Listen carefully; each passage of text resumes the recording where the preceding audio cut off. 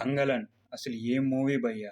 మీరొక్కసారన్నా try చేయాలని నేను highly recommend చేస్తా. ఈ ఒక్క మూవీతో 'విక్రమ్' గారు మళ్ళీ ఫామ్‌లోకొచ్చారని చెప్తా. గత దశాబ్దంగా ఇతను చేసే సినిమాలేమి పెద్దగా ఆడట్లేదనే చెప్పుకోవచ్చు.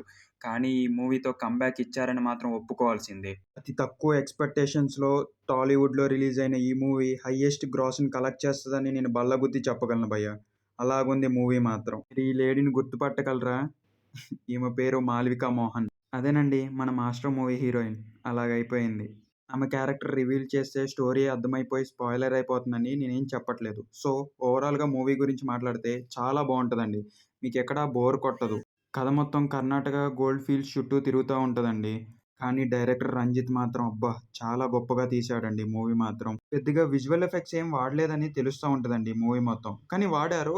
కానీ ఎక్కువ చోట్లేం కాదండి. మీరు ఈజీగా అబ్జర్వ్ చేయగలరు. ఇంటర్వెల్ ముందుల ఒక ట్విస్ట్ పాయింట్ ఉంటదండి.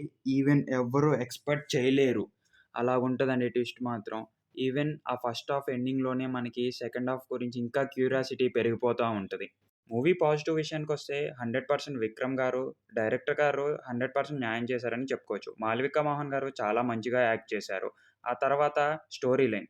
స్ట్రాంగెస్ట్ బేస్ ఉన్న స్టోరీ లైన్‌తో వచ్చారు కాబట్టి మూవీ 100% హిట్ అవుతది. అసల టీజర్ అండ్ ట్రైలర్ చూసాక ఈ మూవీ హిట్ అవుతుందా? వీళ్ళ క్యారెక్టర్స్ ఏంటి ఇలాగున్నాయి అని అనుకున్నా.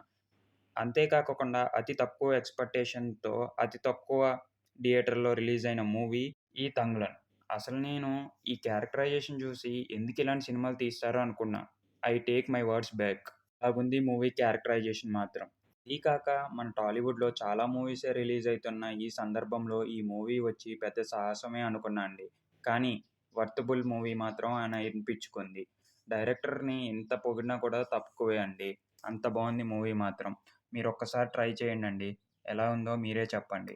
ఇన్‌ఫాక్ట్ మన తెలుగు ఆడియన్స్‌కి స్టోరీ లైన్ నచ్చితే వాళ్ళు ఏ రిలీజియన్ చూడరని మళ్ళీ ప్రూవ్ చేశారండి ఈ మూవీతో.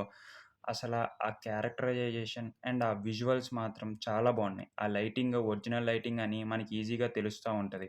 నెగెటివ్స్ వచ్చేసరికండి ఒక పాట తప్పితే మిగతా పాటలేమి అంత ఆకట్టుకోవండి. యాహ్! అదొక్కటే నెగెటివ్. కానీ సెకండ్ హాఫ్‌లో 2, 3 సీన్స్ మాత్రం ల్యాగ్‌గా ఉంటది. మిగతాదంతా మాత్రం చాలా బావుంటది. ఈ మూవీ చాలా ఎక్కువ కలెక్ట్ చేసే అవకాశాలు పుష్కలంగా కనిపిస్తున్నాయి. సో దట్ మనం వేచి చూడాలి ఎంత కలెక్ట్ చేస్తుందో.